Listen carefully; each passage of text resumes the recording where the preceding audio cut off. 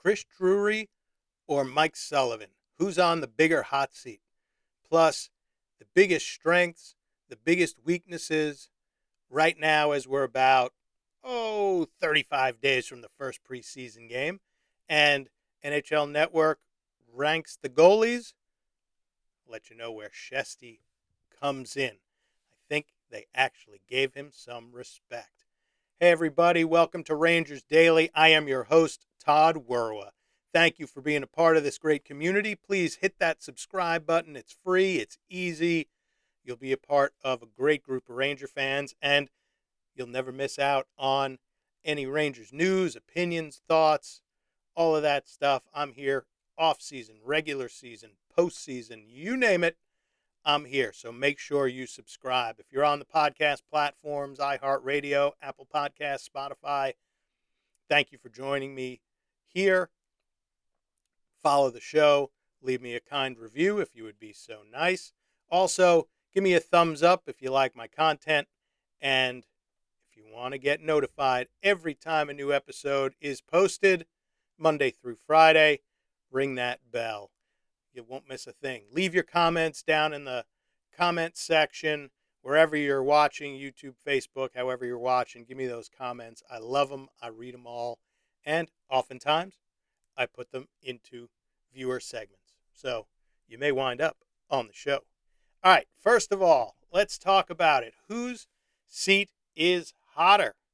Is it Chris Drury or Mike Sullivan? Now, this is if things go south. If things aren't quite as anticipated, don't go quite as anticipated, and the Rangers struggle out of the gate or have another season that's close to last or missing the playoffs. I mean, Martin Biron, former Rangers goalie, Sabres legend, he said it's not enough just to make the playoffs, but they've got to get to the playoffs and win a round, right? If you put this much into a retool, I kind of pumped the brakes there, Marty. I think if they are in playoff contention, I think it would be fantastic. I think if they make the playoffs, it would be great and show up in the playoffs, right? No getting swept or anything like that. But be competitive, win half your games, dominate at home instead of what happened last year, which was misery at MSG. That's a good title for an annual film on the season. Misery. There you go. Misery at MSG. But if things go south again, who's on the hotter seat? Does Drury get to outlast this and maybe you could say complete the retool? Does Sullivan get to stick around for another season to try and change the culture and rebuild what's going on? I think the hotter seat is Drury now that Quentin Dolan is taking more control of the organization. You see that in all the changes that have happened in the sports performance and scouting and player development sections of the front office. I don't know how much of a leash Drury has after making so many deals in the offseason and wanting to retool. Now, I don't think Sullivan lasts with a new general manager. Listen, I could see Drury getting let go and Sullivan getting let go. Again, this is if it all goes south. And they hire a new GM and they try and lure the guy from University of Denver who's so well respected and try and get him to the NHL to be a guy who can work with prospects, develop the prospects that the Rangers have, which really are the most important things, right? They've got two 33-year-old centers. They need to find the next generation of centers. They need to find their next generation of players who separates themselves from being an NHL player and a prospect. But I think the hotter seat is actually Drury's. I think if this year, after what changes were made both on the ice and off the ice, if they don't work and there isn't, cheering at the Garden, if there's more booing and fire Drury chants at the Garden, and if the playoffs don't look like a possibility, there's a lot to be said for moving on from Drury, and that'll mean a whole lot of, what happens with Lafreniere, or what happens with some re-signing some of the one-year guys. There are a lot of guys with no move clauses. JT Miller's next year, 27-28, turns into a 15-team no trade instead of a total no move. Mika's kind of locked in. Lafreniere has no protection. Bjorkstrand has a 15-team no trade. Obviously, it's a one-year deal, but they could trade him at the deadline. Gavrikov is locked in for long-term with no move until 2030. Now, Adam Fox, he has a no move until a 16-team trade list in 27-28. Durzi does have a 10-team no trade list. Obviously, it's a contract that Drury didn't sign. Pedersen is no move until 28-29. Shesty, no move at all. Korpisalo has 10-team no trade lists. It may take a new GM to figure this out and I'm hoping it's not going to happen, because I think this team is much improved and could be much more competitive. But I think it's Drury's hot seat with new leadership reporting to James Dolan. They both are on shaky ground. Should we get to Thanksgiving and things look dicey with no improvement? All right. Let's talk Igor Shesterkin. NHL Network released their top 10 goalies right now. Been following you through the process. No wings on the top 20 wings list. No Ranger wings, not Red Wings. No wings. Adam Fox, number 13, having moved up from number 16 on the top 20 defenseman list. This time, Ranger gets true respect. Igor Shesterkin, number 3 on the list of 10. Here's your list, counting down. Number 10, Jacob Dobish from Montreal. Number 9, Jesper Wallstedt. Number 8, Dan Vladar. Number 7, Jake Ottinger. 6, Logan Thompson.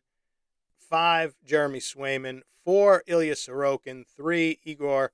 2, Connor Hellebuck.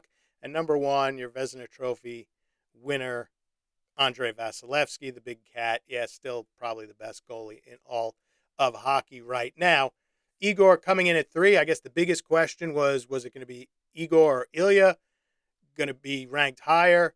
Shesterkin, the numbers just back up how good he is, and especially playing in, behind a bad defense last year, still having an excellent year, being high up on a whole lot of goals saved above expected and goals saved above average lists.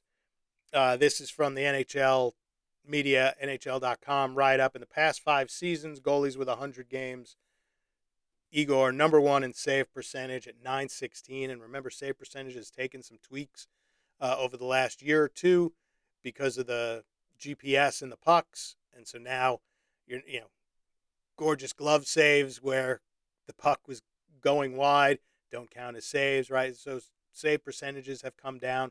Well, he's number 1 over the last 5 seasons with a .916. Number 5 in goals against average, 3rd in shutouts, 4th in wins. And remember, the team has been stinky the last 2 years, so to still be 4th in wins, pretty darn impressive. He is a phenomenal goalie. I think, especially as how the salary cap is going up, he's worth every penny. He gives hope to the Rangers every single night. And even when the team is struggling, that's all you can ask for. Your goalie gives you hope every night. Maybe someone clicks and you win. And you win the hockey game, or he steals one. All right, so you'd think that I would say the biggest strength of the Rangers is their goaltending, Igor Shesterkin. And he's obviously up there.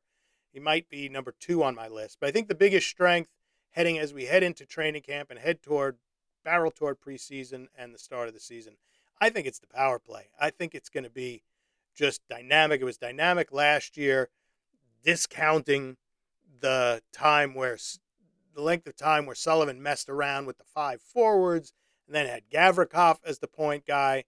They're so much better this year, right? If they're all healthy,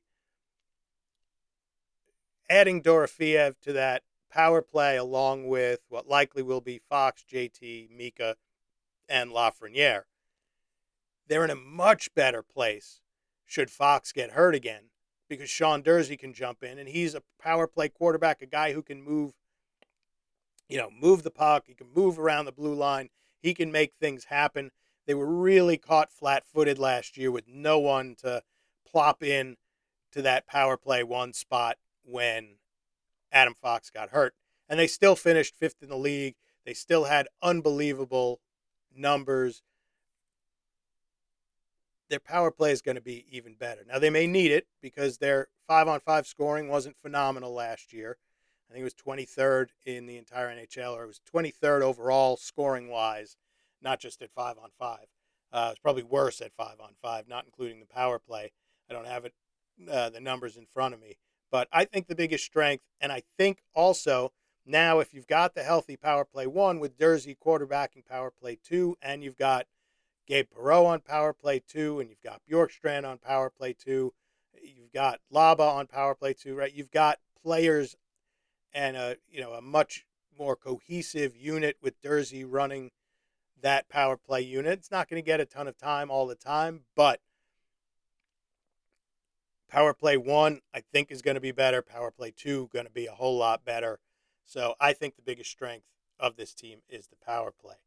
Now, while they do have a ton of depth there wise on the power play, I think the biggest weakness for this team heading into training camp, and this is where they need to find some players that can fill some of these roles. The biggest weakness this team has is a lack of depth. I mean, one of the old centers goes down, they're in trouble, Mika or JT Miller. They're really in deep trouble. Bjorkstrand struggles or Bjorkstrand gets hurt, they're really going to have to throw somebody in who may not be ready. You may have Taylor Radish as your second line right wing if Bjorkstrand gets hurt, and then maybe it's Cartier on the third line right wing. Like they're kind of stuck. If Dursey gets hurt, they're kind of stuck again. But I think their lack of depth down the middle is the biggest weakness. One injury derails the whole thing. I think, left wing, they can withstand an injury. Right wing's a bit of a struggle, but they get an injury to Laba, to JT Miller, to Mika. They don't really have anybody to fill that spot, or they're going to have to bring up somebody from the AHL, somebody who's just starting pro hockey and isn't quite ready and is going to have to, throw in the deep end and start swimming. Right wing also a little bit of a problem. I'm on record as saying they need one more offensive force on that right wing, unless, if it's Jacob Battaglia, Liam Greentree, you name it, one of their prospects that really stands out at, rookie camp into training camp into through preseason. If one of them jumps out, then okay, but can you count on 84 games from that young player? I don't know. We got really lucky with Noah Laba last year. Can it be done again? That I don't know. The lack of depth on the right side, the fragility of age at the top of the center, top two lines, that's the biggest weakness. The Rangers have to stay healthy in camp. They have to stay healthy. They don't have the luxury of, Panarin dangling and creating things. They don't have the luxury of Vincent Trocheck being able to move JT Miller to the wing or being able to play three centers, Mika, JT, and Vincent Trocheck. A lot of the luxuries they had last year, they don't have this year. I think that lack of depth could bite them, which is why, thank goodness, the Rangers have revamped their whole entire sports performance unit in the front office, and maybe these guys will stay healthier, be on the ice more, be able to play at 100% more, and put up points for the Rangers. All right, that's what I've got today. Hey, listen, if you're an avid viewer and you clicked on Fridays and you saw Dan Orlovsky and Lamar Jackson as the thumbnail photo, fret not. We goofed. It happens sometimes. You're part of a bigger network. Sometimes the wrong things gets posted.